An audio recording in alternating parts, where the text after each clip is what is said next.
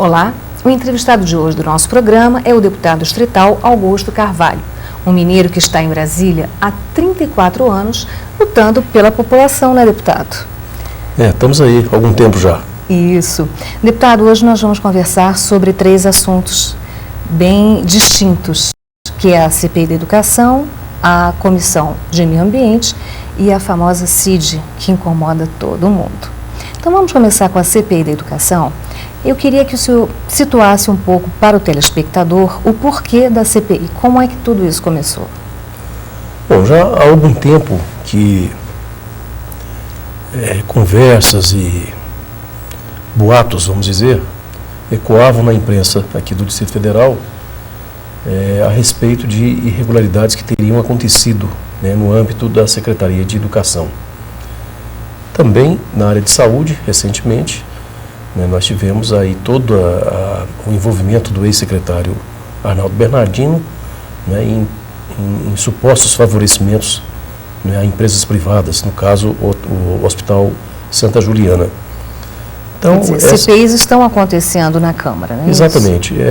Fruto dessa nova composição de forças dentro da Câmara Legislativa, que levou à presidência o deputado Fábio Barcelos, né, então eu acho muito positivo que, né, a lista de CPIs que estavam, né, que estava lá na gaveta, né, da presidência, começou a sair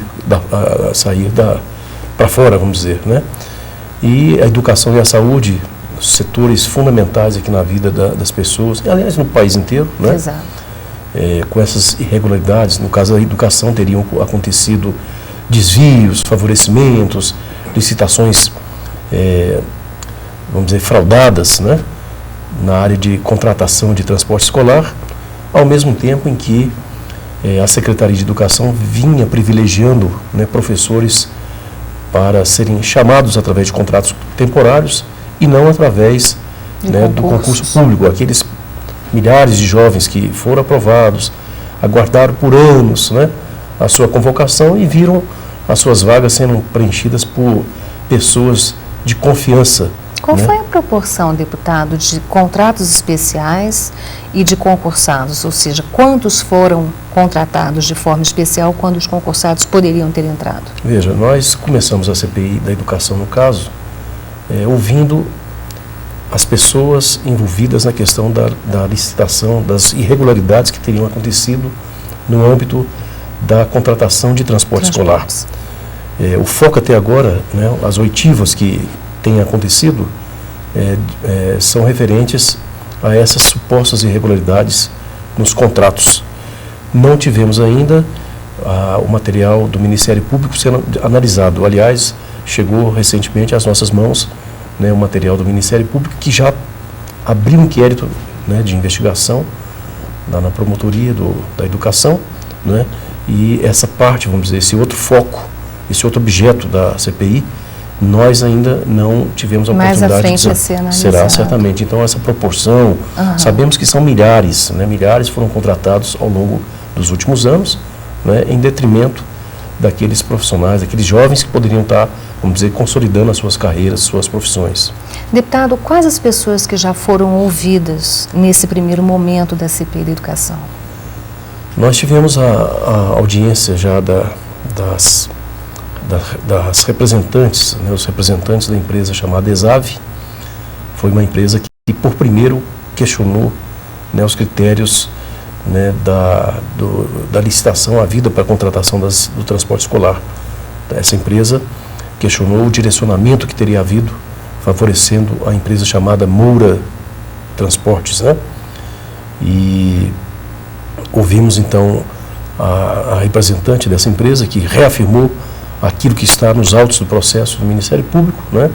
Ao mesmo tempo em que, na sequência, ouvimos também o ex-presidente da Comissão Permanente de Licitação, né, da Secretaria de Educação, né, e os outros membros, na sequência, estão sendo chamados a depor. Ou seja, já tivemos uma série de indícios de irregularidades, né, apontadas por esse membro esse ex-presidente da Comissão de Licitação, e cabe agora à CPI aprofundar essa investigação, separando aquilo que não puder ser comprovado daquilo que efetivamente for matéria de se checar e de se aprofundar, né? Então, os próximos passos da CPI seriam ainda ouvir pessoas para reunir provas? Esse é o objetivo. Nós temos de trabalhar de maneira equilibrada, né, porque sabemos que tem disputas pessoais no âmbito da CPI, né, como é sabido de todo mundo, né, deputado que acusa outro deputado. Agora, a citação dos deputados que estão à frente da CPI, né, na verdade, nos coloca diante de um problema, né? Nós defendemos que deputados citados em supostas irregularidades, esse deve né, de vontade própria, deve pedir o afastamento para não macular o trabalho conjunto, o trabalho total da CPI. Então, esse é o impasse que nós estamos agora, né, superando, né, de tal maneira que a gente possa ter o resultado da CPI não sendo atacado, né, por qualquer tipo de questionamento. Ah, não, o deputado A, o deputado B não podia estar participando porque ele é parte, ele está sendo citado, né, no envolvimento em irregularidades. Então, esse é um desafio, né, que a CPI tem diante de si e que a gente espera superar brevemente. Deputado, vamos falar um pouquinho sobre a Comissão de Meio Ambiente. O que nós temos hoje no Distrito Federal e quais são os problemas realmente mais graves que nós enfrentamos? A questão do meio ambiente no Distrito Federal continua sendo bastante grave naquilo que vários pontos que nós temos hoje de colocam em risco a população aqui do Distrito Federal. Então, nós tivemos recentemente um relatório elaborado pelo Ministério da Saúde, em conjunto com a Secretaria do Meio Ambiente, que apontam 24 pontos que colocam essas populações sob risco. E os mais graves que eu considero são aquelas áreas onde ocorreram vazamentos de combustível dos postos de gasolina, dos postos de combustível, né, e houve já casos em que as pessoas tiveram de ser submetidas a tratamentos, né, de emergência. Exato. Então, há ainda outros focos, né, de infiltração desse material altamente tóxico, né, no subsolo, contaminando inclusive os postos, né, Exato, os postos artesianos que vêm abastecendo essas regiões. Então, é um ponto importante. E qual seria o papel da Câmara nesse sentido? O que poderia ser feito para preservar o nosso solo, os nossos mananciais, os postos artesianos? Primeiro, a exigência da autorização legal por parte da Secretaria. A própria Secretaria de Meio Ambiente nos respondeu um documento em que afirma que não tem controle sobre esses poços que são furados clandestinamente, né? Mas eu queria lembrar também outro ponto importante, que é o chamado lixão da estrutural. Há 30 anos, o lixo recolhido aqui do Distrito Federal vem sendo depositado ali na fronteira com o Parque Nacional de Brasília, que é o maior parque urbano do mundo. Jamais, né, as autoridades deveriam ou poderiam ter permitido, né, o início daquela compactação, né, dos dejetos recolhidos aí do Distrito Federal, de toda a cidade de Brasília, do Distrito Federal no caso. Nós tivemos uma análise do último contrato feito entre o governo do Distrito Federal e a empresa chamada Qualix, né, e estamos estarrecidos, porque a todo dia nós vemos o governo falando do Brasília Sustentável. Parabéns, né, deve o governo, qualquer que seja ele, perseguir, né, o desenvolvimento sustentável, né, a despoluição dos nossos cursos d'água, né, a preservação das nascentes, né, a busca da qualidade da água cada vez melhor. Agora, o que nós não podemos admitir é que o dinheiro público que já foi investido, né, por exemplo, no caso da recuperação, no encerramento do lixão da estrutural, ali que funciona ali perto do Jockey Club, ali chamado Aterro Sanitário do Jockey Club, que funciona perto da estrutural, na fronteira com o Parque Nacional. Então, esse edital que foi, esse contrato, essa licitação, que foi vencida pela empresa chamada Qualix, antiga Interpa, né? Esse contrato previa que a empresa receberia 360 milhões de reais para encerrar as atividades do lixão da estrutural, transferir esse lixão, ou a partir de então depositar o lixo do Distrito Federal em uma outra área, um outro aterro sanitário, recuperar a área degradada lá da estrutural, né, e fazer uma campanha de conscientização das pessoas para a importância da coleta seletiva de lixo. A empresa já recebeu mais de 480 milhões de reais. Há quanto tempo ela tem esse contrato? Desde 99. Encerra agora no ano de 2005 e deveria ter se responsabilizado por todas essas tarefas. Várias outras, e o edital é tão longo, né, que não caberia aqui no seu programa a gente falar sobre cada um dos itens.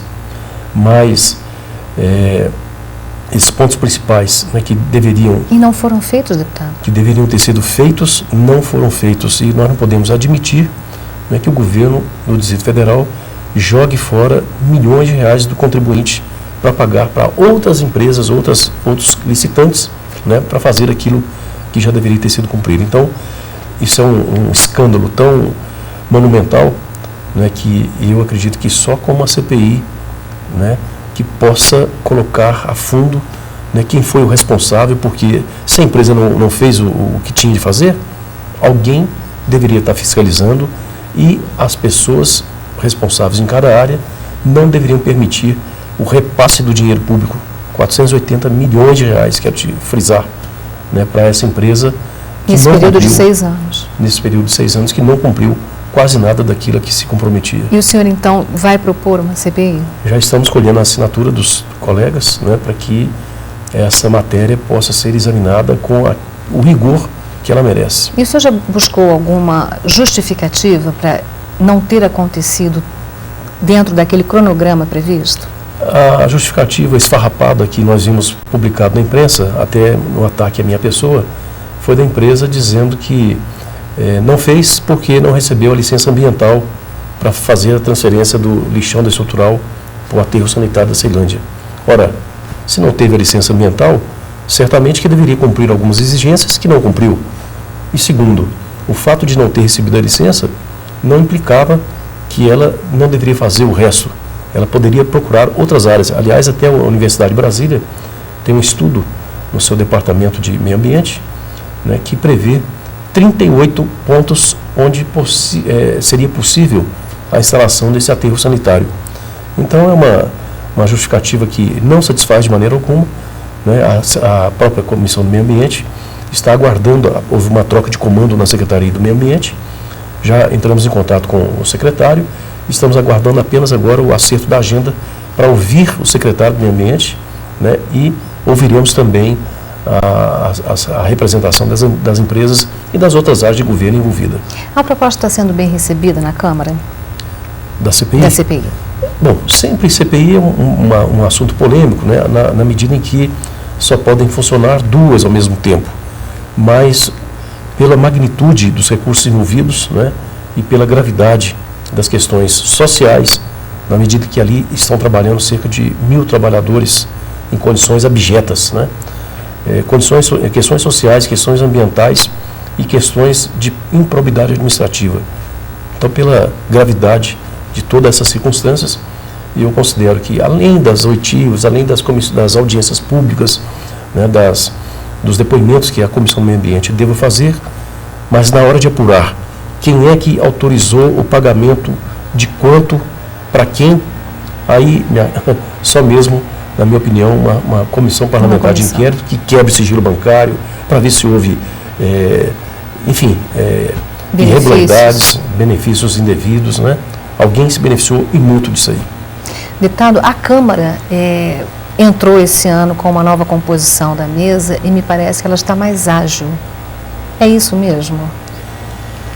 É um dos compromissos do presidente Fábio Barcelos e das forças que compuseram essa aliança vitoriosa, né, na disputa do comando da casa. O presidente e o programa que o levou a essa vitória, né, sempre defenderam, e o programa continha a transparência maior do funcionamento da Câmara. Há um compromisso do presidente de, por exemplo, colocar em marcha a convocação do concurso para diversos profissionais ou diversas carreiras que são necessárias na Câmara, que vem sendo, né, protelado há anos, né, e frustrando uma expectativa aqui dos jovens aqui do Distrito Federal. há um maior compromisso com a observação dos preceitos regimentais, ou seja, aquele tipo de votação urgente, urgentíssima, que muitas vezes a Câmara se submetia, né, quando o governo do Distrito Federal, o Executivo, mandava projetos pedindo créditos suplementares e tal, sem a devida análise. Então, a partir de agora, né, há um compromisso de maior critério, de maior rigor, né, na forma em que o Legislativo se relaciona, inclusive, com os demais poderes, particularmente com o Executivo. E tudo isso eu acho que compõe um cenário positivo, né, em que, se a imagem chegou a um ponto muito ruim, né, de um desgaste intenso perante a opinião pública, particularmente depois que nós tivemos, né, o envolvimento do deputado Carlos Xavier com assassinato de um jovem, enfim, casos escabrosos que levaram a Câmara, inclusive através do seu presidente, citado, né, em participação, supostamente participante, né, de rotas de turismo sexual, de exploração de menores de idade. Então, isso foi realmente um choque muito grande na imagem da casa. E eu acho que o deputado Fábio Barcelos, como presidente, e o conjunto das forças que compuseram essa aliança, né, vem tendo um saldo positivo, né, de mostrar que a Câmara Legislativa pode fazer melhor, né, e bem mais do que vinha fazendo até agora. Deputado, vamos falar rapidamente sobre a CID, que é esse imposto que nós pagamos dentro dos combustíveis, não é isso? Vamos falar um pouquinho sobre isso, porque há anos vem se recolhendo e seria para reparar estradas. E hoje nós temos o imposto e não temos estradas. Como é que fica essa situação? A CID é uma infâmia que existe no Brasil desde 2001. Né, foi criada ainda no governo Fernando Henrique Cardoso, né, com o objetivo de se recolher um determinado volume de recursos destinado principalmente à recuperação das estradas, investimento em fontes alternativas de energia e, enfim, outras questões ligadas ao meio ambiente. O que nós vimos da análise dos dados é que desde 2001 foram recolhidos mais de 23 bilhões de reais. Para o telespectador ter ideia, em cada litro de gasolina ele paga 38 centavos. Né? É uma enormidade. Não, é muito dinheiro, né? E dos 23 bilhões de reais foram gastos cerca de 11 bilhões de reais. Bom, então temos um superávit de 12 bilhões de reais que o governo federal usa, né, como instrumento para apresentar o chamado superávit primário, para mostrar para os credores internacionais que o Brasil, né, o seu presidente, é um bom moço que cumpre as imposições do Fundo Monetário Internacional. Mas o problema é que os dados da Confederação Nacional de Transportes apontam que, para recuperar a malha rodoviária brasileira, nós teríamos a necessidade de um recurso na ordem de 8 bilhões de reais. Quer dizer, enquanto nós estamos com dinheiro sobrando, né, nos cofres comandados pelo senhor Palocci, as estradas brasileiras continuam matando a cada dia, né, dilapidando o patrimônio, né, e atrasando a possibilidade do Brasil de recuperar a sua economia, gerando emprego, né, evitando o desperdício da produção que cai, né, derrama das carretas, enfim. Então, hoje nós temos uma carnificina nas estradas brasileiras. Tem uma solução para isso, deputado? Tem uma solução, é o governo deixar de desviar os recursos, inclusive, que nós podemos constatar também que esse dinheiro já gasto, os 11 bilhões gastos, vários gastos têm fugido, né, à decisão do próprio Supremo Tribunal Federal, que falou que na sua sentença determinou que aquele recurso só pode ser aplicado naquilo que está previsto, ou seja, construção de estrada e busca de fontes alternativas de energia. O governo, depois dessa nossa denúncia, anuncia que vai passar a recuperar a malha rodoviária brasileira.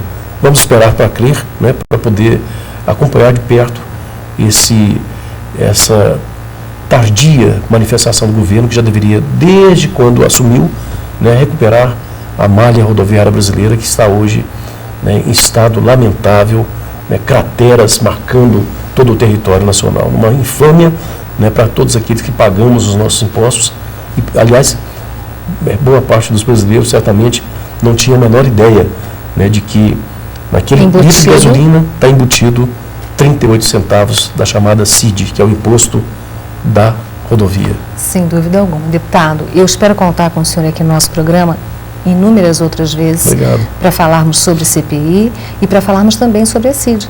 Vamos continuar acompanhando para vermos o que vai ser feito. Sem dúvida nenhuma, à sua disposição. Obrigada. Eu acabei de conversar com o deputado Augusto Carvalho. Se você quer participar do nosso programa, aí vai o nosso e-mail, tvdistrital@cl.df.gov.br. Eu espero você no próximo programa. Até lá.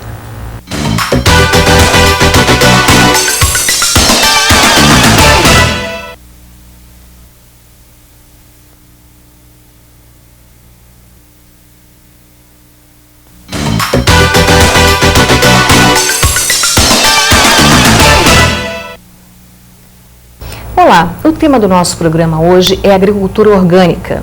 Desde o final da Segunda Guerra Mundial que o mundo conhece os agrotóxicos e, comprovadamente, ele tem feito mal não só à saúde humana, quanto aos nossos mananciais, ao solo, às aves, a tudo que diz respeito à natureza. Ao meu lado, Joy Vale. Ele é presidente do Sindicato dos Orgânicos do Distrito Federal, dos produtores orgânicos do Distrito Federal, não é isso, Joy? Exatamente. Já vamos falar um pouquinho sobre agrotóxico, para a gente chegar à agricultura orgânica. Agrotóxicos, desde o final da Segunda Guerra Mundial, começou na primeira que você estava me explicando, não é isso? Aí a indústria bélica não tinha o que fazer com todos os químicos e aí resolveu jogar na agricultura, não é isso? É, mais ou menos isso. Na realidade, os agrotóxicos são produtos utilizados para o controle de pragas e doenças que ocorrem nas lavouras, principalmente na produção de alimento. Isso daí são insumos ditos modernos, né, para que se consiga combater essas pragas e doenças. Mas o aparecimento de pragas e doenças, ela só existe porque o homem faz uma interferência muito grande na natureza. Então, para você produzir alimentos, você tem que derrubar a floresta, derrubar a mata, derrubar o cerrado e entrar com os grãos. E normalmente em grandes extensões, de forma que tem só aquele grão. Monocultura. Então, aqueles insetos que já existiam na floresta, que não eram praga para as plantas, porque existia toda uma comunidade de insetos, de um ecossistema, passam a ser praga.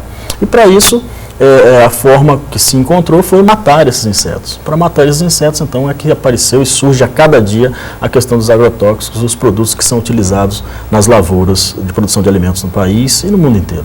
Agora, no início da utilização dos agrotóxicos, você estava me falando que foi lançado como a salvação da lavoura, né? É até uma expressão popular, mas foi bem por aí, né? É exatamente isso, porque começou-se a se plantar, as pragas existiam porque ocorriam os desequilíbrios e não tinha o que se fazer, se perdiam inclusive lavouras inteiras.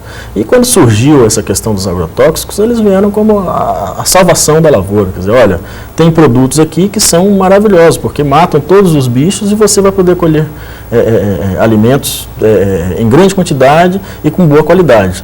Isso daí é que foi o perigo, quer dizer, porque além de matar os insetos que estavam causando os problemas para as plantas, eles matavam todos os outros insetos, quer dizer, naquela primeira geração eram coisas não seletivas, eram venenos muito potentes.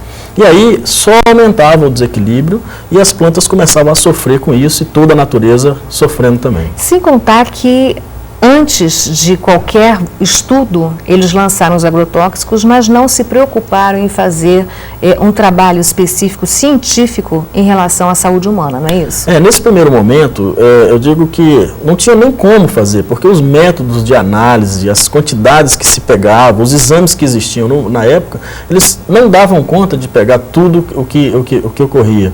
Quer dizer, a quantidade de agrotóxico que fazia mal quando ingerido junto com o alimento, que ficava de resíduo, porque não se tinha esse conhecimento. Agora, se fazia isso porque comercialmente era uma coisa muito importante e necessária para se continuar produzindo alimentos também. Diga-se de passagem, não eram só os efeitos negativos, né? Existia a necessidade, porque senão naquela época não se produzia, o povo ia morrer de fome mesmo.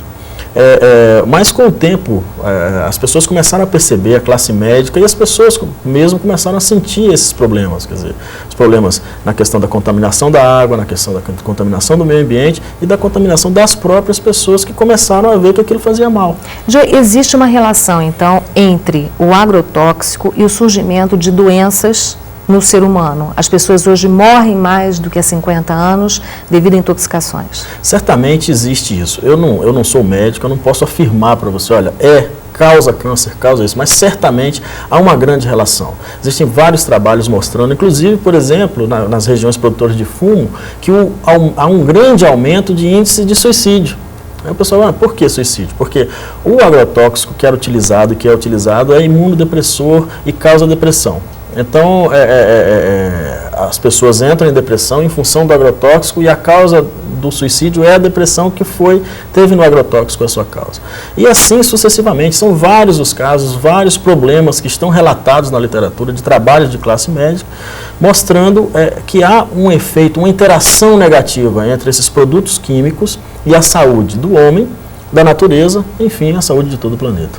Bom, hoje as indústrias de agrotóxico, elas não entendem bem ou elas já estão fazendo alguma parceria com a agricultura orgânica, que é o seu caso? Não, elas hoje, até pela própria sociedade, a exigência da própria sociedade, essas grandes indústrias, são grandes, enormes indústrias, elas vêm trazendo já produtos muito mais seletivos, produtos que têm uma degradabilidade no meio ambiente muito maior, porque a sociedade quer isso, a sociedade exige. E em muitos países, essas mesmas indústrias, elas já estão trabalhando com a produção de alimentos orgânicos. Elas já colocam no mercado produtos que podem ser utilizados na agricultura orgânica, como insumos e até alimentos orgânicos, alimentos para criança, porque essas indústrias hoje elas trabalham não só com agrotóxico, mas com muitas outras coisas.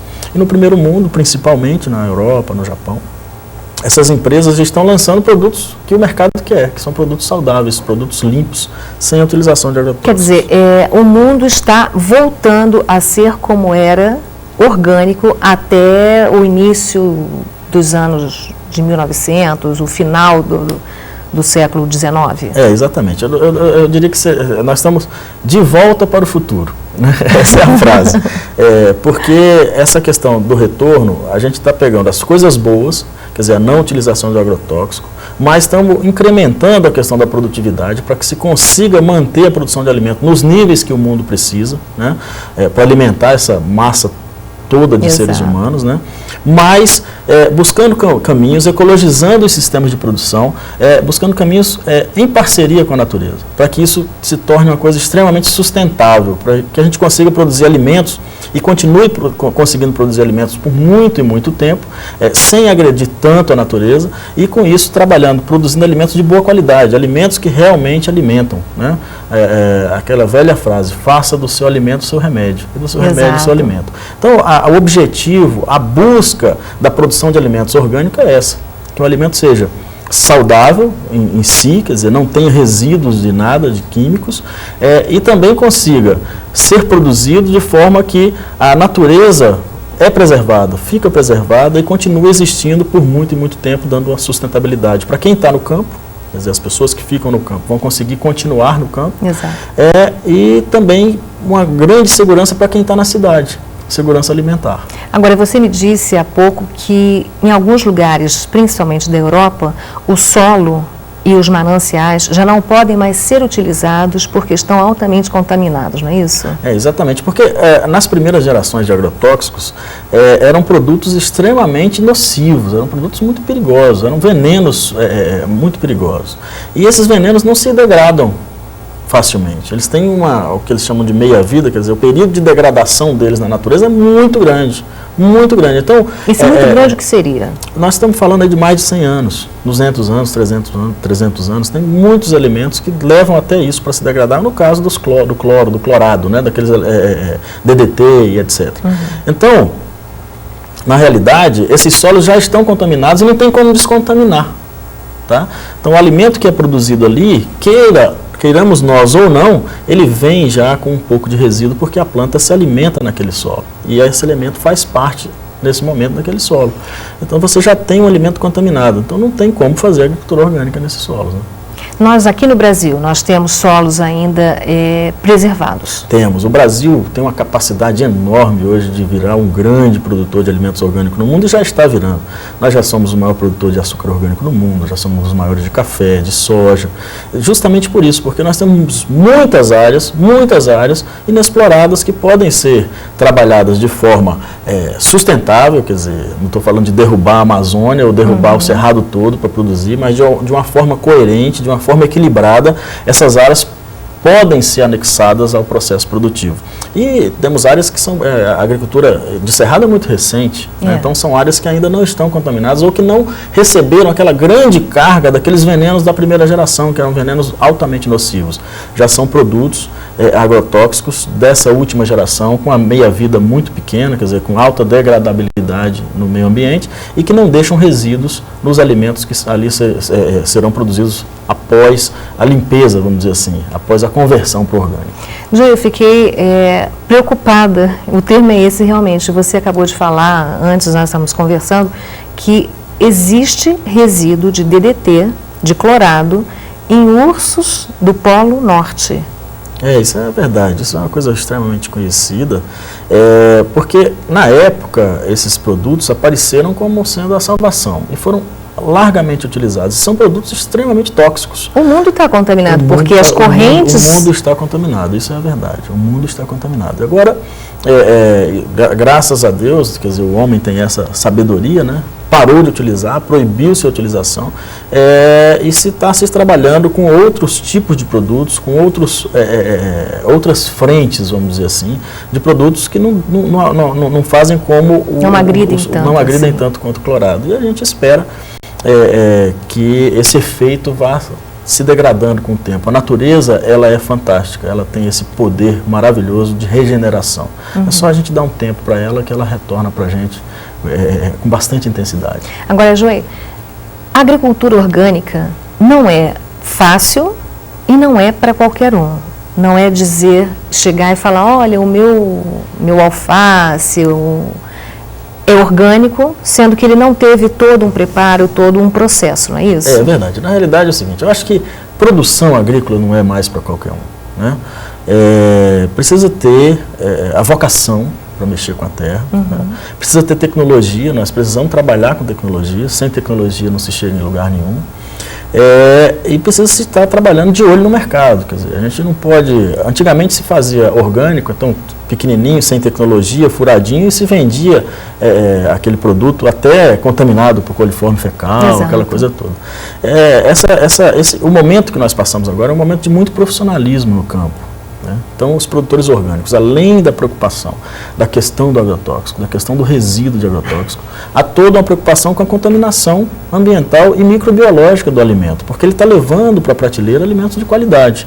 E o cliente, quer dizer, o mercado hoje exige qualidade em todas as etapas do processo. Inclusive, os produtores convencionais já estão trabalhando nesse sentido, de fazer boas práticas agrícolas que determinam toda uma rastreabilidade do produto para que o cliente lá na ponta, seja ele o consumidor final do supermercado ou o atravessador que vai vender em outros mercados, ele tenha certeza do que aconteceu, saiba exatamente o que aconteceu com aquele produto em todas as suas etapas produtivas. Essa rastreabilidade que você acabou de falar, ela começa na semente, porque a semente, ela também recebe uma certa carga de defensivo, não é isso? Sim, antes muito mais, hoje você já tem sementes nuas, vamos dizer assim, sementes sem tratamento, que estão vindo para o mercado sem tratamento, já em função dessa rastreabilidade, já em função dessa segurança alimentar que o mercado pede.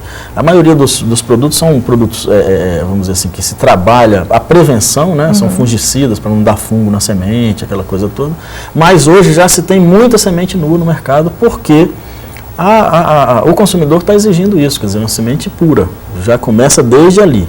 E na questão dos orgânicos, o que a gente tem trabalhado é justamente dar ciência às pessoas. A certificadora faz essa auditoria dentro do processo produtivo, para que ela tenha certeza que aquele produto que está lá, aquele pé de alface que está na prateleira, na sua cadeia produtiva, se trabalhou todas as etapas das regras de produção orgânica que garantem um produto que seja socialmente justo, ambientalmente correto e, com isso, como consequência, traga a questão econômica de viabilidade para o produtor que está produzindo. Agora, vamos falar um pouco que orgânico não é só o vegetal? Nós temos outros orgânicos aí. Sem dúvida. Hoje nós temos um mundo orgânico, né? Tudo orgânico. Eu acabo de voltar de uma feira de orgânicos na Alemanha, onde você tinha lá 150 marcas de vinho orgânico, roupa orgânica, né? Cosméticos orgânicos, sorvete, cosméticos orgânicos. Nós tínhamos lá mais de 150 países com produtos em demonstração. E o Brasil era o país tema, comercializou mais de 30 milhões de dólares em 3 dias, mostrando que o movimento nesse sentido é muito grande, quer dizer, porque as pessoas hoje realmente querem segurança naquilo que estão consumindo, né?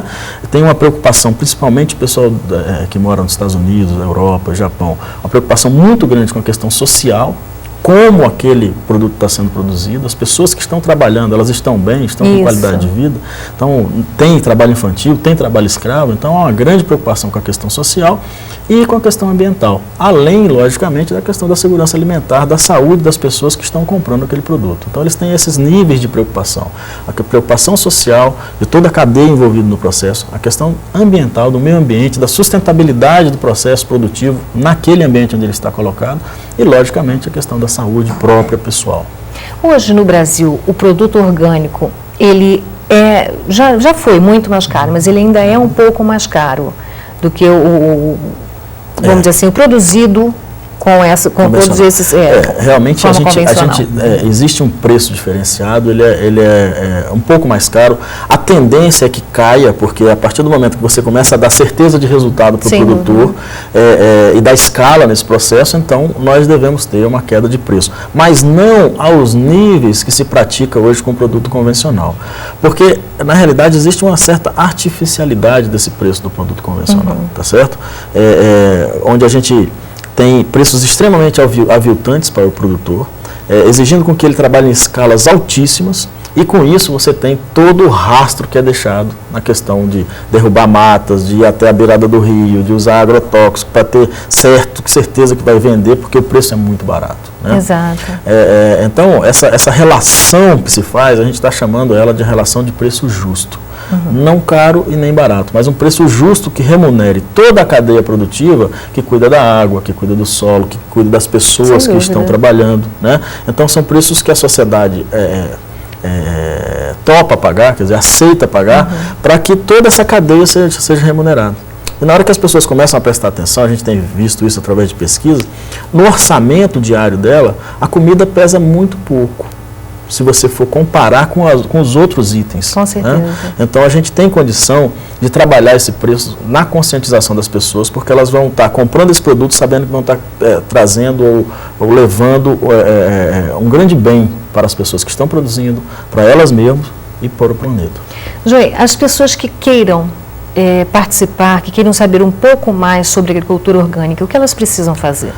Hoje Brasília saiu na frente, inclusive, hoje Brasília é a única unidade da federação que tem um sindicato de produtores orgânicos. Esse sindicato, ele atua, tem bastante eventos que estão sendo feitos. Nós temos a Emater, aqui no Distrito Federal, que trabalha com agricultura orgânica, tem especialistas nisso daí, mas é só nos procurar no sindicato, no Sindiorgânicos.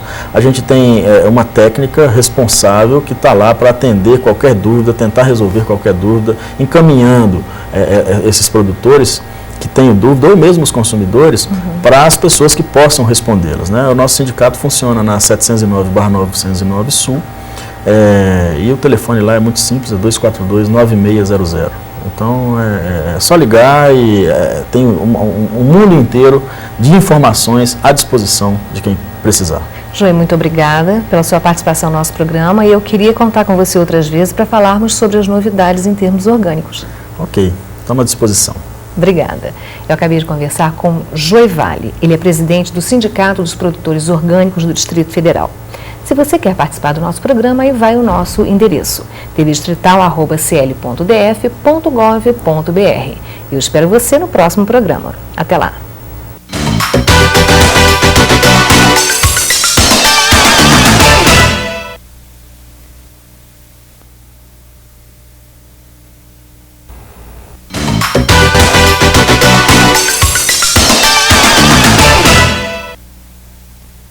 Olá!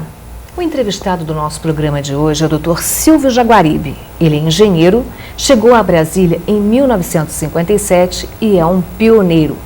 Não é isso, doutor Jaguaribe? Sim, perfeitamente, um pioneiro. Você chegou aqui com 25 anos. Com 25 anos. Qual foi a primeira impressão que o senhor teve ao chegar a Brasília e ver assim que só tinha mato, que o senhor realmente chegou no início da construção?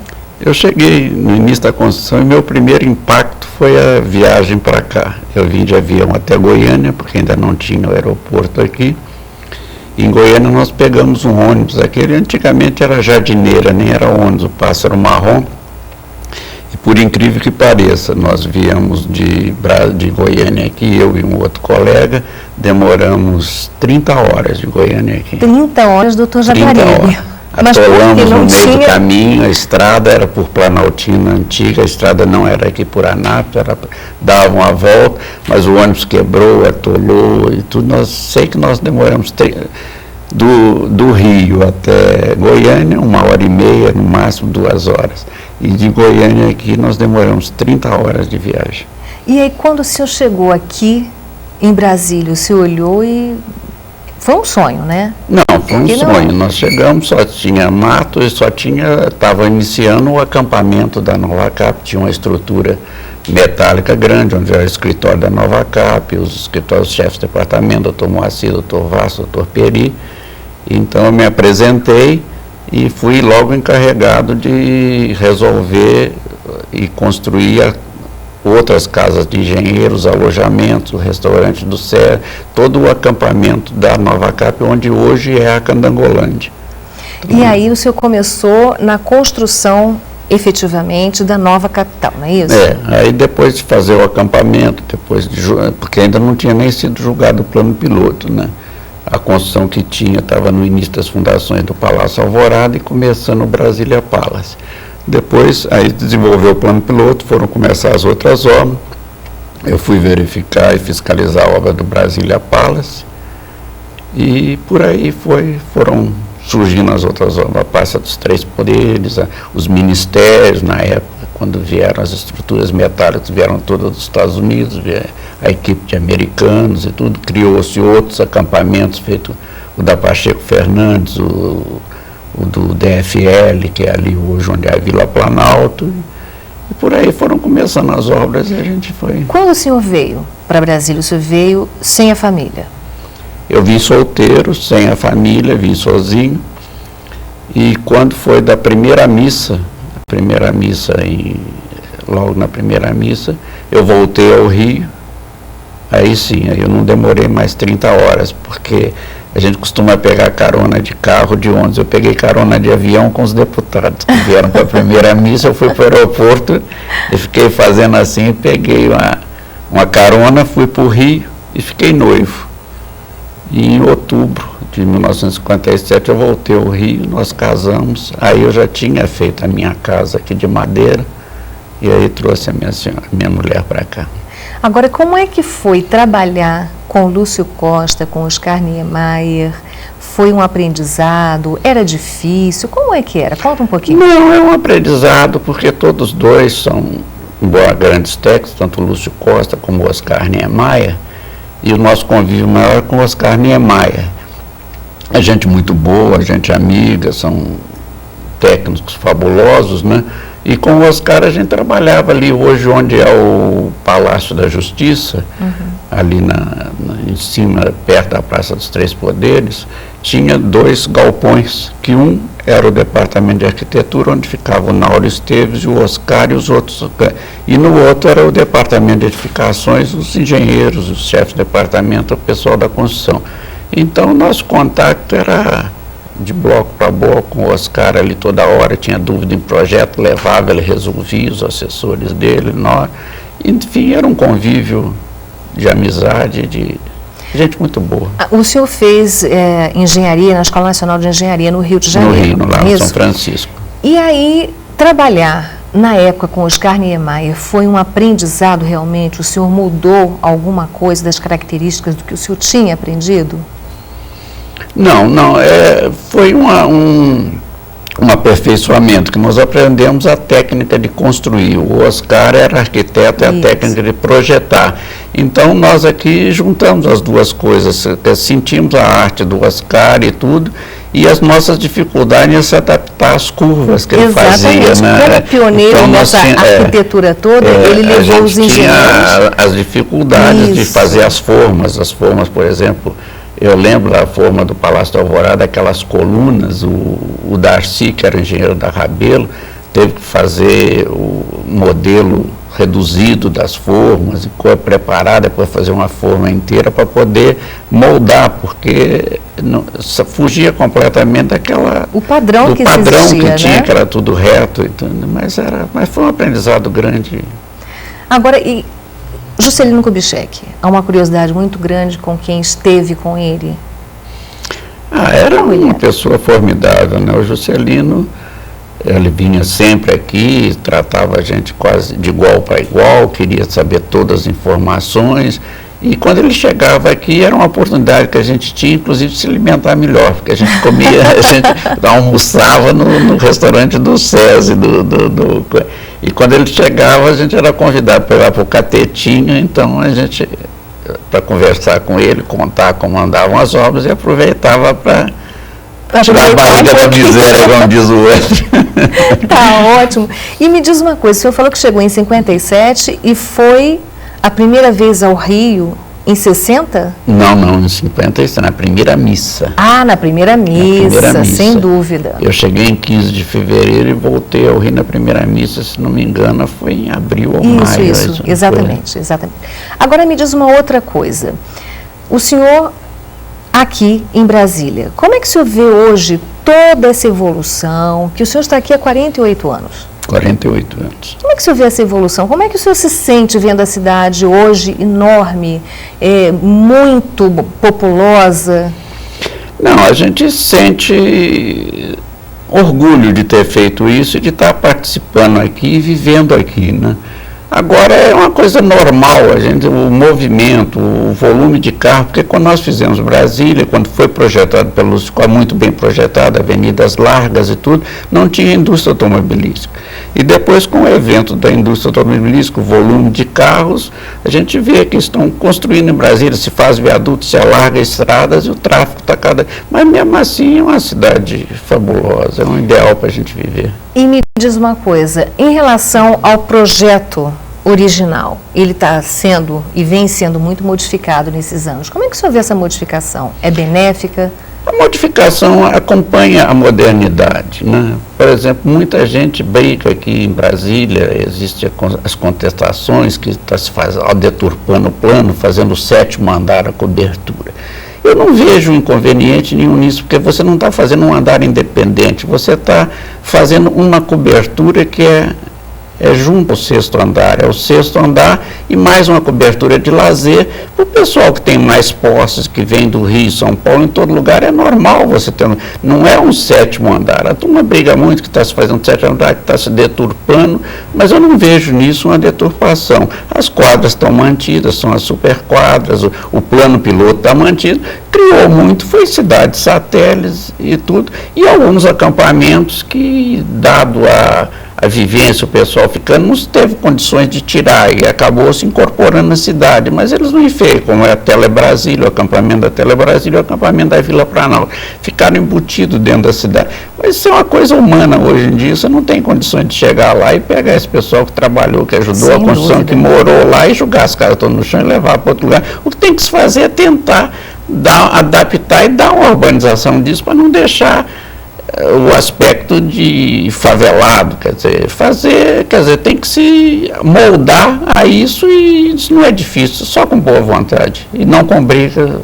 se resolve o problema. Com certeza. O senhor tem amigos dessa época? O senhor fala com muito carinho dessas pessoas que vivem nesses assentamentos porque são pioneiros. O senhor tem amigos dessa época? Tenho. A turma antiga, a gente afastou um pouco, porque Brasília cresceu muito. É né? verdade. Antes a gente entrava nos primeiros restaurantes, entrava num cinema, você ia passando e ia cumprimentando todo mundo. Hoje você passa, se conhece um é muito, né? Mas ainda tem amigos. Não, temos amigos. Agora, o assim. senhor falou em restaurante, eu lembrei de uma história. O senhor construiu a churrascaria do Lago em 15 dias? Nós fomos obrigados a montar a churrascaria do Lago em 15 dias, porque foi justamente na época da inauguração, foi feito uns hotéis que você talvez não conheça, que já desmancharam, os hotéis do Remy. Onde que era? Os hotéis do Remy era ali do lado, sabe onde hoje é o Museu de Arte Moderna? Sim. Ali do lado do Lakes. Tem o Museu de Arte Moderna, era o restaurante dos hotéis, eram os hotéis de um andar térreo, só 4 hotéis, chamavam Hotel do Remy. Nós estávamos fazendo aquilo não só para hospedar o pessoal que viria inaugurar, e depois aonde esse pessoal iria se alimentar e tudo. Então montamos um grande galpão de estrutura metálica, onde hoje é a churrascaria do Lago, montamos a parte toda da churrascaria, trouxemos um restaurante, um churrasqueiro de Belo Horizonte, o Lira, que empreendeu aquilo, era amigo do Juscelino, conhecia, veio para cá, e enfim, em 15 dias nós podemos dar grandes churrascos lá para ir alimentar todo mundo. Daí melhorou um pouquinho mais também. Aí melhorou também um pouco mais. E como é que foi a adaptação de família nessa Brasília completamente vazia? Não teve muito problema não, pelo seguinte, todos nós os engenheiros, a maior parte deles eram jovens, todos na mesma situação, recém-casados. E os engenheiros mais antigos ficaram na Candangolândia, porque já tinha... E nós fomos para o acampamento da Metropolitana, que foi uma firma que construiu o aeroporto e foi embora. Então nós fomos morar na Metropolitana. Então tinha uma casa dos engenheiros, todos jovens, as esposas jovens, todo mundo esperando, as mulheres esperando neném, outros com neném já nascido e tudo. Então fez uma amizade grande. Então a gente tinha... aquele convívio é salutar. Então, a minha mulher adora Brasília, desde aquela época. Você tem quantos filhos? Eu tenho 2 filhas, já todas 2 casadas, e 4 netos.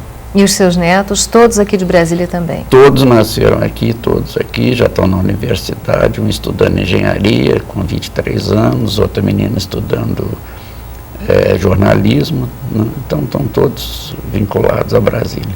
O senhor, conversando comigo um pouco antes da nossa entrevista, o senhor disse que é como ter um filho e ver crescer. É assim que o senhor se sente com Brasília? Porque você me perguntou qual o impacto que dá do início de Brasília para hoje. Isso. Então o que eu lhe respondi foi o seguinte: impacto não existe, porque é como um filho, você vai acompanhando dia a dia, ele vai crescendo.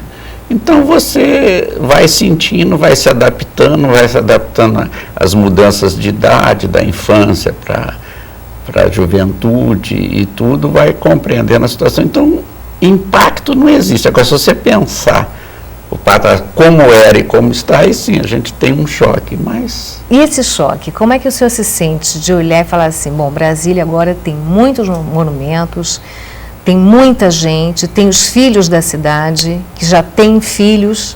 Como é que o senhor se sente? O senhor olha e fala assim, poxa, uma vida que valeu a pena. É uma vida que valeu a pena, né? Você construir uma cidade como essa e uma família como a minha é uma alegria que a gente tem, né? Então vamos conversar um pouquinho sobre os fatos curiosos da época da construção de Brasília, que o senhor deve ter passado por muitos fatos inusitados, né? Não, existem muitos fatos. O que marcou mais o senhor? Eu te contei, foi a viagem que nós atolamos, ficamos 30 horas. E tem outras situações, nós tínhamos aqui, por exemplo, no aeroporto, quando estava para inaugurar o aeroporto, a iluminação da pista do aeroporto. Então, eu fui deslocado para ajudar a fazer a iluminação da pista para o avião descer à noite. E nós ainda estávamos passando a fiação, tentando fazer a ligação, e o avião do presidente Juscelino já estava rodando por cima e não acendia a pista para ele descer. No final deu tudo certo, né? Aquele corre, se acendeu, o avião desceu e ficou tudo bem. E um outro fato, alguma coisa assim bem curiosa, bem interessante? Interessante também, naquele início de Brasília, vinha gente de todo lado, né? E tinha um rapaz que veio trabalhar conosco e tudo, e nós pedimos a ele, escuta, queria que você fosse ser topógrafo, vai lá fazer um levantamento, um nivelamento, daquela fontezinha que tem lá no catetinho, para saber se dá jeito a gente pôr água por gravidade no palácio, porque é uma água pura, não precisa de tratamento, naquele palácio do catetinho. Então ele foi, subiu pela mata, ficou por lá, levou o acampamento, ficou e veio. Quando ele chegou, como é que foi? Tá, quer dizer outra? Não, porque aquilo vem, o córrego desce, sobe, vira, sobe. Mas como é? Mas o negócio não sobe. Mas também, eu sou tipógrafo, vocês me contrataram como topógrafo, o que eu vou fazer? Como é que eu vou fazer? Aí, olha, essa realmente é boa. E doutor Jaguaribe? É um cara que é conhecido aqui em Brasília, eu não sei se ele ainda está aqui, se ele tiver, ele vai lembrar. Muita gente conhece, chamado Haroldo Maior, não sei se você já viu falar. Ah, não. Essa história realmente é muito interessante. Qual o recado que o senhor mandaria para as pessoas hoje? Uma mensagem, nós estamos aí comemorando 45 anos de Brasília. Qual a mensagem que o senhor mandaria, principalmente aos jovens? Não, a mensagem, assim, é meio difícil, mas é para eles se mirarem no exemplo de Brasília, estudarem um projeto que estamos fazendo 45 anos, tem muita imagem, tem muita fotografia, ver o que era Brasília e o que o brasileiro teve capacidade de fazer. E que se espelhe nesses pioneiros de Brasília que realmente, me tirando de lado, foi gente boa, gente que soube construir, que soube, com amor, fazer uma cidade como essa e se inspire nisso e vá para frente e construa outras Brasílias no Brasil e outras coisas mais importantes. Olha, doutor Jaguaribe, eu incluo o senhor nessas pessoas, gente boa, como o senhor acabou de falar. Parabéns pela sua trajetória toda aqui. Eu espero o senhor aqui outras vezes no nosso programa. Muito obrigado, estou à disposição. A hora que precisar, o prazer é todo meu. Tá ótimo. Tá, okay. Eu acabei de conversar com o doutor Silvio Jaguaribe. Ele é pioneiro e engenheiro da época da construção de Brasília. Participe do nosso programa. O nosso endereço é tvdistrital@cl.df.gov.br. Eu espero você no próximo programa. Até lá.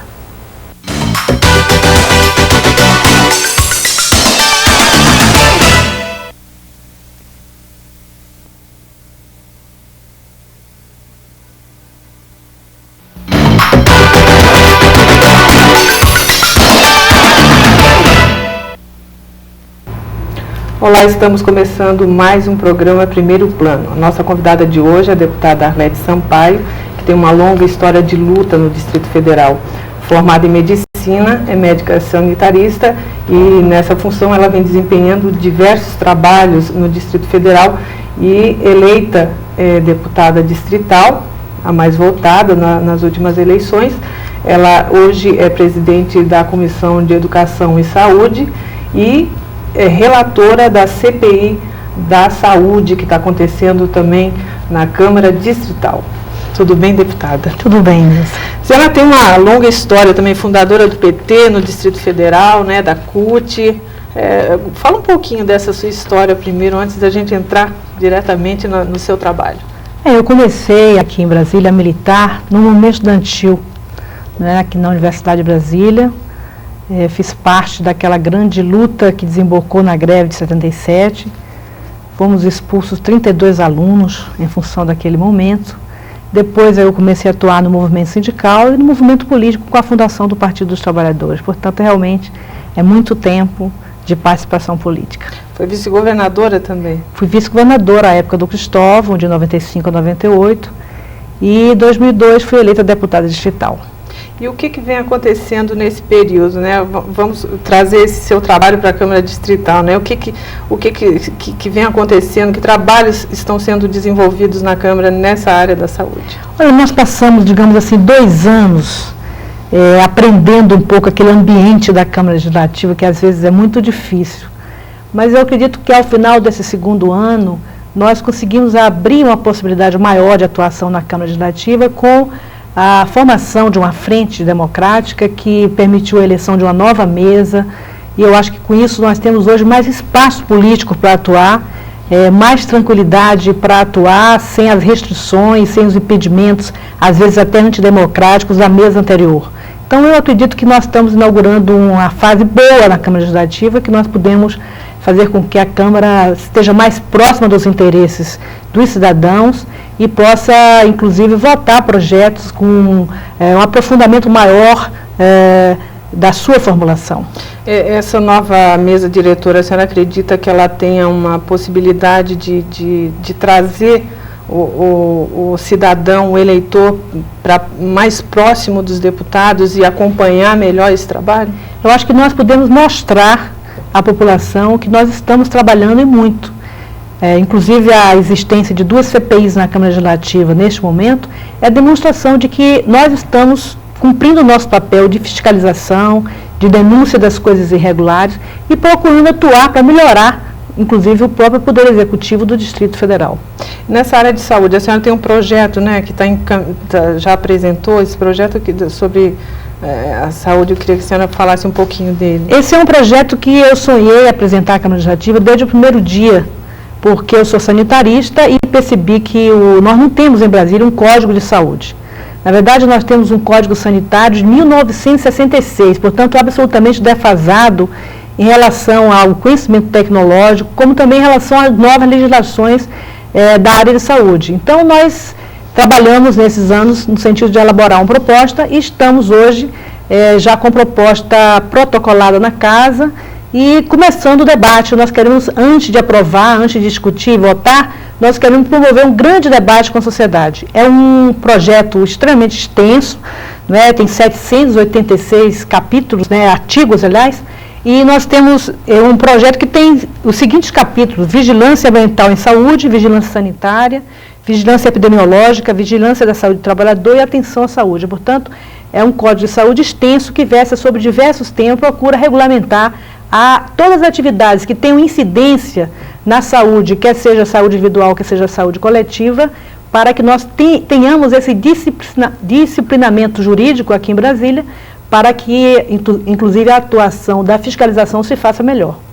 E essa fiscalização, assim, o que falta para o projeto ser colocado em prática e como vai se fiscalizar toda esse projeto? Veja bem, é um projeto extenso, ele vai demorar a tramitar na Câmara Legislativa, porque nós temos interesse, inclusive, que antes da votação nós possamos promover audiências públicas com diversos segmentos interessados e só depois de tudo isso concluído é que nós vamos, então, submeter à votação esse projeto.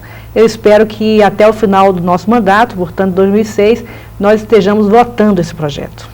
A senhora acha que esse projeto ele vai evitar epidemias ou essas coisas que aparecem, assim, tipo antavirose? Não, ele disciplina a ação do governo, não é? E das pessoas que atuam na cidade, mas que têm incidência sobre a área de saúde. Por exemplo, ele procura definir as condições de trabalho para que as doenças do trabalhador, né, possam ser minoradas.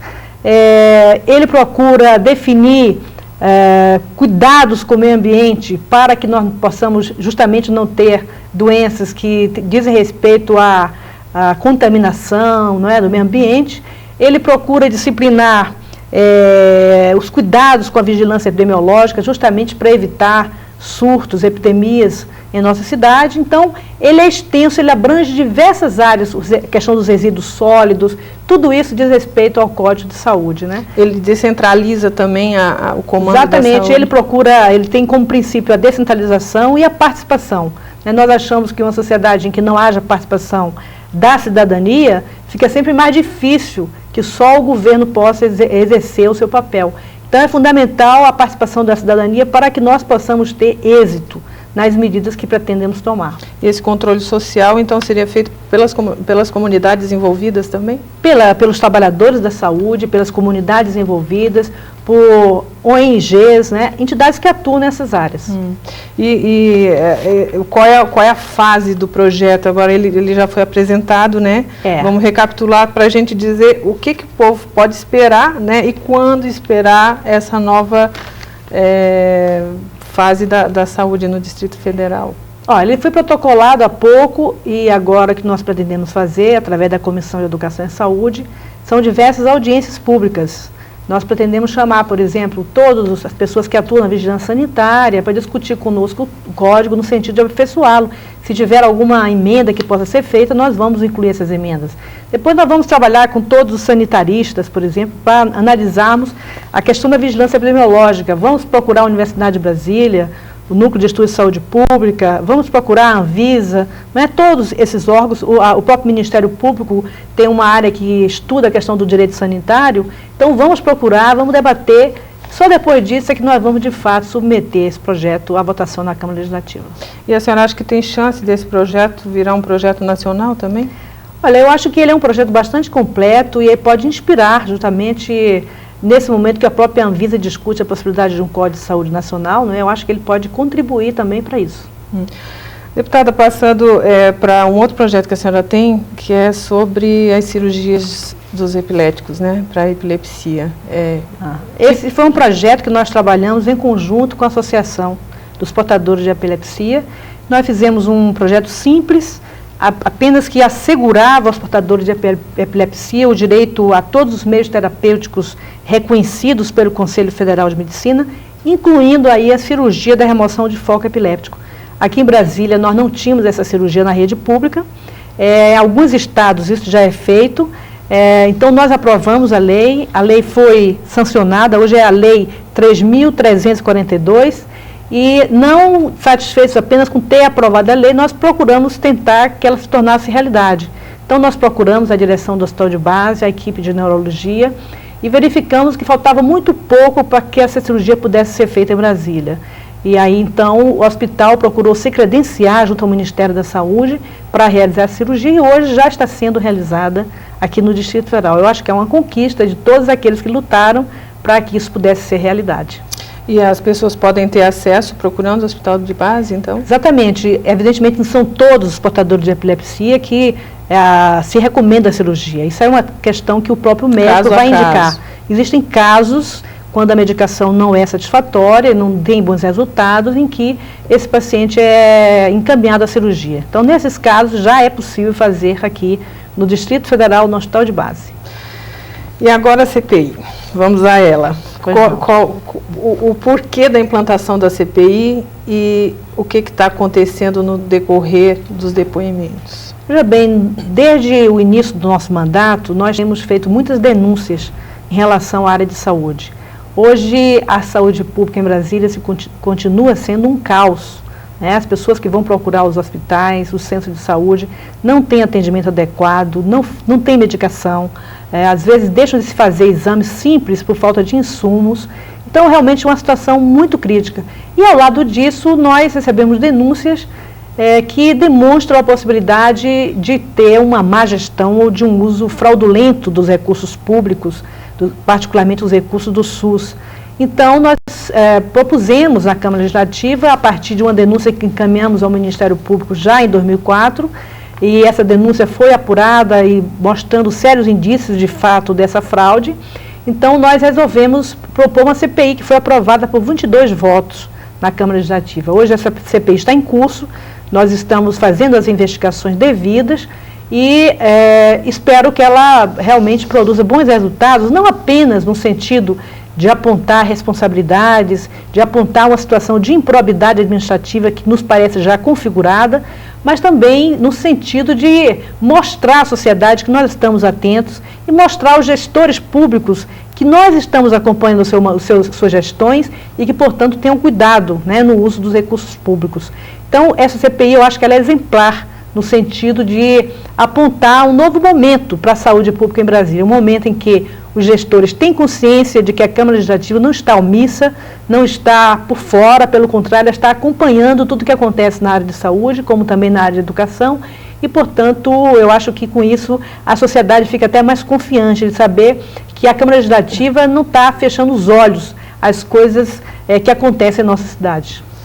O que já foi apurado até agora já deu para diagnosticar coisas gravíssimas que vinham acontecendo na saúde? Sem dúvida, sobretudo o favorecimento de um hospital privado com recursos do SUS, uma desorganização absoluta na rede, que inclusive favorecia e permitia esse tipo de prática. Isso já está absolutamente comprovado, né? Mas nós queremos ir mais além, nós queremos de fato chegar aos responsáveis dessa situação e por que esses responsáveis agiam dessa maneira. Então, está ainda na fase inicial, nós temos apenas um mês, nós temos o prazo de 180 dias para trabalhar essa CPI e só gastamos até o momento um mês e, portanto, eu acho que temos muito chão para percorrer pela frente e queremos fazer o melhor trabalho possível no sentido de contribuir com a sociedade para resgatar a saúde pública aqui do Distrito Federal. A senhora acha que esse tempo de 180 dias ele vai ser suficiente para essa investigação? Essa CPI pode ser prorrogada? A princípio, regimentalmente, ela pode ter mais 90 dias, além dos 180, mas eu acredito que não será necessário. Eu acredito que até lá nós devamos ter concluído todos os trabalhos. E o resultado dessa CPI? Vocês fecham tudo, apresentam um relatório, e aí? E aí nós encaminhamos ao Ministério Público para que ele possa indiciar as pessoas envolvidas e, portanto, a Justiça agora é que vai tomar conta do caso. Deputada, a senhora acha que essa nova fase da Câmara Legislativa, com essa nova mesa diretora, foi que possibilitou todo esse acesso a essas informações? Sem dúvida, eu acho que foi importante que as pessoas tenham encaminhado denúncias, que essas denúncias tenham sido processadas pelo Ministério Público e que, a partir delas, nós temos demonstrado à Câmara a necessidade dessa CPI e tivemos, portanto, 22 votos, portanto, quase a totalidade dos deputados votaram a favor da CPI. Eu acho que é um momento novo. Essa situação seria impensável há 2 anos atrás. Eu acho que o trabalho que foi feito na Câmara nesses 2 anos, os processos que nós abrimos lá para a cassação de deputados, todo esse trabalho nosso contribuiu para que, ao final do ano passado, acontecesse uma nova conjuntura na Câmara Legislativa que possibilitou uma nova mesa e que tem possibilitado a Câmara avançar, inclusive na sua autonomia em relação ao próprio Poder Executivo.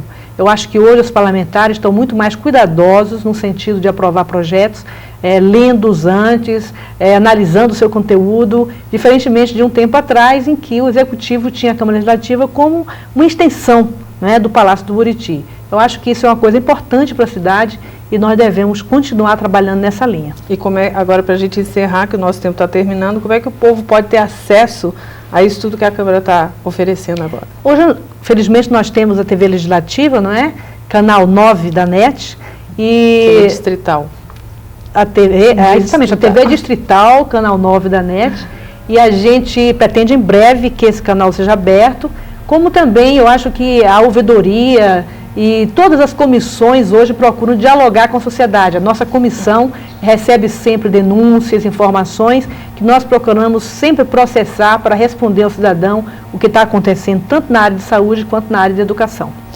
Deputada, muito obrigada pela sua participação e se você quiser participar do nosso programa, você pode mandar suas sugestões através do nosso e-mail, que é tvdistrital@cl.df.gov.br. A deputada Arlete Sampaio foi nossa convidada de hoje. Nós agradecemos a sua atenção e até o próximo programa.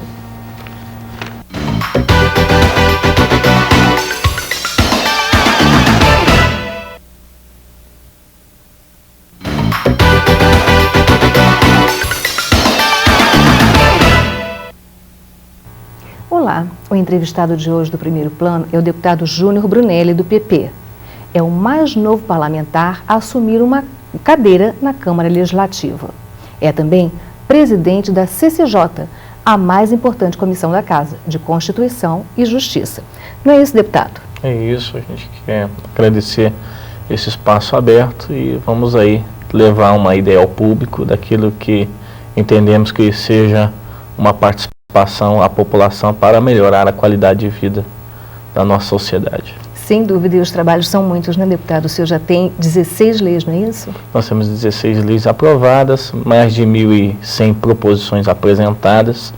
Estamos aí com um grande trabalho junto à comunidade, que nós andamos muito, e nesse andar de você bater de porta em porta, estar frequentando os bairros aqui do Distrito Federal, você ouve muito o desejo dessas pessoas. E as leis nascem exatamente disso, dos desejos, da vontade da população, principalmente aquelas situações que dos menos abastados e que aí podem exprimir num avanço de uma justiça para eles, e nós temos caminhado para pautar a nossa vida nisso, ouvindo o humilde, ouvindo as pessoas que têm esse desejo de estar inserida no contexto, e a gente expressa isso através de leis. Deputado, o senhor está no seu primeiro mandato e já com toda essa consciência, né, política, por isso o senhor está na Câmara Legislativa, e além disso, o senhor está levando à Câmara a sua experiência como profissional. O senhor é advogado e administrador, não é isso? Sim, então esse do lado acadêmico, né, que a gente lutou muito para chegar onde nós conseguimos chegar, com a ajuda primeiro de Deus, depois das pessoas que acreditaram em nós, nossos amigos, o segmento que nos apoiou. E esse trabalho na faculdade de administração, nós tivemos sempre esse trabalho de liderança no CA, no DCE, na faculdade de direito, também sempre mexendo com uma política universitária. E agora, né, estamos tendo essa oportunidade de estar transferindo esse conhecimento que a gente teve nessa base de formação universitária, nesse centro acadêmico, que nós tivemos oportunidade de congregar vários pensamentos. Agora, vindo para o Legislativo, se torna mais fácil. Mais fácil. E, deputado, o senhor, o seu público é 90% de evangélico, porque o senhor é um defensor do povo evangélico, não é isso? Sim, hoje o meu público, nós temos aí bastante significativo. Quando eu cheguei na casa, nós tínhamos aí esse 90%. Hoje eu não sei de realmente precisar isso, que nós temos realmente feito um trabalho. Meu trabalho hoje realmente é um trabalho muito específico nisso, mas a nossa votação nós vamos saber só em 2006 quais são os agregados que nós pegamos, porque nós estamos pegando muita bandeira. São os condomínios do Distrito Federal, são classes, por exemplo, como os funcionários públicos, são pessoas aí de empresários, microempresários, ProDF, então, uma grande gama de pessoas que nós estamos conseguindo entrar, porque nós somos aquele que gosta de gastar sapato, que acorda cedo, chega tarde em casa, fazemos um trabalho. Mas nós fomos eleitos nesse mandato por 90% do nosso contingente evangélico, ao qual nós temos esse pensamento, fazemos parte disso, amamos essa nossa profissão de fé, e essa característica nós trazemos, porque nada mais útil e importante que os segmentos se organizarem. Por exemplo, os policiais civis se organizaram, mandaram o Fábio para lá, o pessoal da limpeza mandou a Eliana. Então nós temos várias matizes ali dentro, os professores, outra situação. Então eu estou lá, e quem me colocou lá foram os evangélicos, e eu tenho que assumir essa bandeira,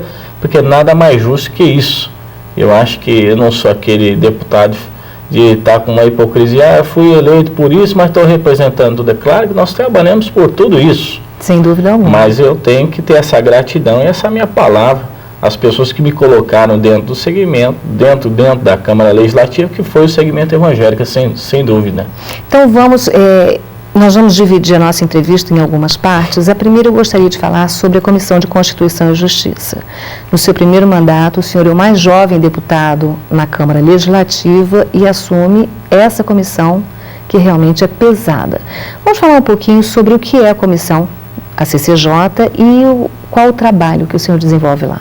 Ok, nós assumimos a CCJ no primeiro ano de mandato, né? No ano de 2003 para 2004, né? E nós estamos agora fazendo um trabalho de organização, fizemos aquele trabalho de organização administrativa. O senhor é que deu andamento, porque me parece que tinham processos emperrados há meses e anos. Desde 2002 estava tudo parado, nós não tínhamos sessões ordinárias. Então os pareceres eram dados no plenário, com pareceres orais. E isso então trouxe uma disfuncionalidade à casa. Então nós tivemos que organizar, fazer um quadro administrativo, pegar os funcionários que estavam realocados em um lugar, voltar, desde um trabalho de estoque de material até pessoal, nós tivemos que fazer essa logística. Feito isso, conseguimos fazer um bom trabalho, conseguimos aplanar todas essas arestas e colocou realmente a comissão para funcionar. Passamos a outro deputado no ano de 2004 e agora assumimos em 2005. Graças a Deus assumimos da forma que deixamos, bem organizado, um trabalho com fluxo intenso, que é a comissão que passa todos os projetos. E a CCJ ela tem o processo terminativo, se ela é constitucional, jurisdicional ou não. Inclusive nós temos até tido na imprensa alguns questionamentos sobre essa questão. Por que a Câmara Legislativa tem votado muita questão inconstitucional? Porque nós temos aqui alguns sentidos difusos. Por exemplo, o Judiciário em Brasília e o Ministério Público têm alguns pensamentos diversos. Correto. Da situação como outros estados. Inclusive a UNALI, a União Nacional dos Legislativos, está querendo fazer um seminário sobre essa questão. Num estado pode legislar de uma forma, no outro de outra forma. Então, no nosso país, nossa legislação é mesma regida por um sistema centralizado que é a Constituição Federal. Mas aqui em Brasília está engessado em algumas questões que nós precisamos pacificar o que o Legislativo pode entrar nessas situações. E a Comissão de Constituição e Justiça, ela é uma comissão terminativa, mas ela não é a última palavra. A última palavra da Câmara Legislativa se chama plenário. E esse plenário que se acha que tem essa prerrogativa de levar à frente o que se acha que é inconstitucional ou não.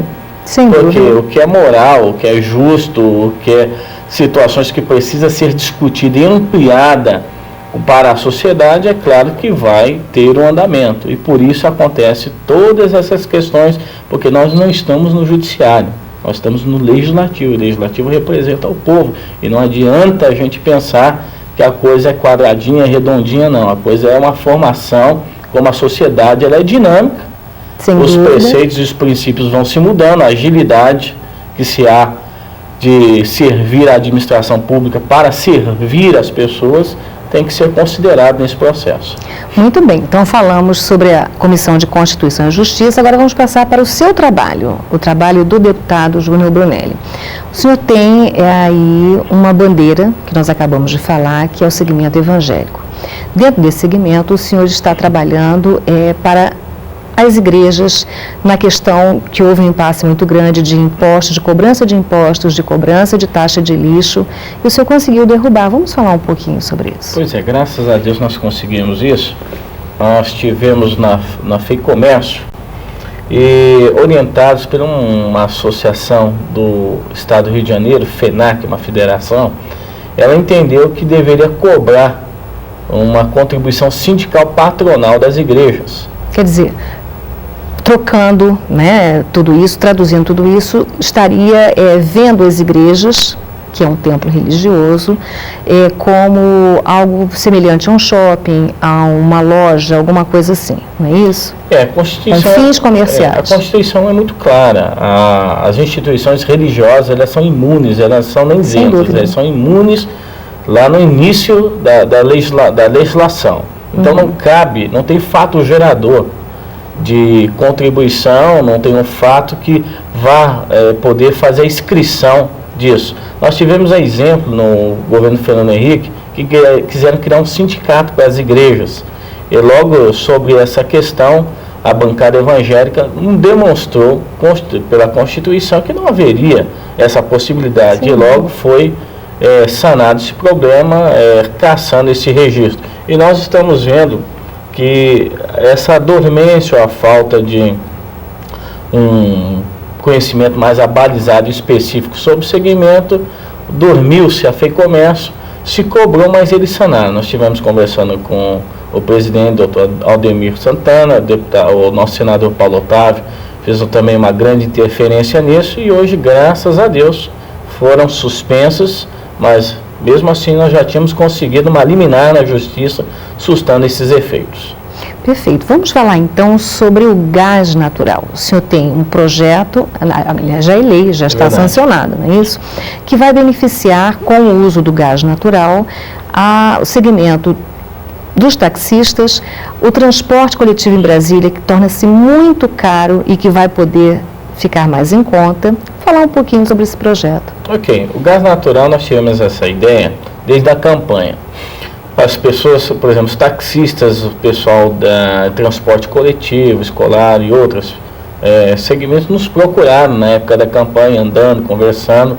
A viabilidade então vamos montar uma questão de legislação. Encontramos na casa uma legislação anterior pelo deputado Cauí, simples nesse sentido, com muita boa vontade, mas não resolvia o problema. Então nós pegamos os nossos assessores nessa questão legislativa, melhoramos a técnica, ampliamos e consolidamos um texto que vinha ao encontro da necessidade dos taxistas, do transporte coletivo e também prestigiando a detentora da concessão, que é a SEB. A SEB é a detentora da concessão do gás natural do Distrito Federal, pela Agência Nacional de Petróleo. Certo. Então nós queremos exatamente que isso, a SEB tem que ter o lucro dela, mas ela tem que ser balizada em cima de uma fiscalização, em cima de parâmetros e princípios que vai viabilizar isso a um custo significativo menor para a população usar isso. Agora, a legislação está pronta. A nossa parte que nos cabia fazer está certinho. Agora cabe ao governo federal fazer o trabalho de trazer o duto, porque pode trazer isso em caminhões e vai ficar mais barato. A exemplo de Rio de Janeiro, a exemplo do Recife. Exatamente. Existem outras cidades brasileiras que já utilizam. Que olha só, o metro cúbico hoje está cerca de 90 centavos. 90 a 85 centavos, que tem o mesmo rendimento de 1 litro de combustível. 1 litro de gasolina, 1 litro de diesel, entendeu? Você, com 1 metro cúbico, você consegue andar com o seu veículo normal 12, 13 quilômetros. Então você já tem quase a metade do valor. Sem dúvida. E você tem o trabalho ecologicamente, como nós estamos vivendo no tempo da ecologia, no tempo da defesa da natureza, realmente é uma questão muito mais agradável e menos desgastante para o ecossistema, porque é uma coisa filtrada, é uma coisa que tem um equilíbrio, porque o diesel, o carbono, quando se é lançado no ar, você vê aqueles tuchos de fumaça preta, né? E do gás natural não. É uma coisa mais filtrada, elaborada. E até muitas pessoas têm dúvidas quanto à segurança na utilização do gás natural. Só que existe todo um sistema a ser implantado no carro que torna o uso do gás natural bem seguro, não é, deputado? Isso é igual a história daquele pessoal lobista que quer jogar um produto fora do mercado, né? Começa a deturpar. É claro que alguém vai perder. Sem dúvida. Agora, e alguém vai ganhar. E alguém que vai ganhar é o que eu estou defendendo, é a população. E nós defendemos essa bandeira, nós acreditamos nessa justiça social, nós acreditamos no trabalho. Também os empresários, eu acredito que não vão perder muito, porque a margem também é uma margem segura e firme também de lucro para eles nesse sentido. E a questão de segurança é importante, porque vai ser credenciado nas normas da BNT, a lei está muito específica sobre isso, os bombeiros vão fazer a vistoria sobre essa questão também do carro que vai ser adaptado, porque muitos... quando tiver implantado esse duto e essa questão do gás já está na bomba, eu tenho certeza que as empresas como no Rio de Janeiro, a GM, Ford, Volkswagen, Fiat, falar de todo mundo para ninguém ficar brigando com a gente, né? Fazer o merchandising para eles. Enquanto for instalado em Brasília, nós não vamos ter problema, porque o carro já vem de fábrica. Exato. Agora, quando não vem de fábrica, é um kit praticamente barato.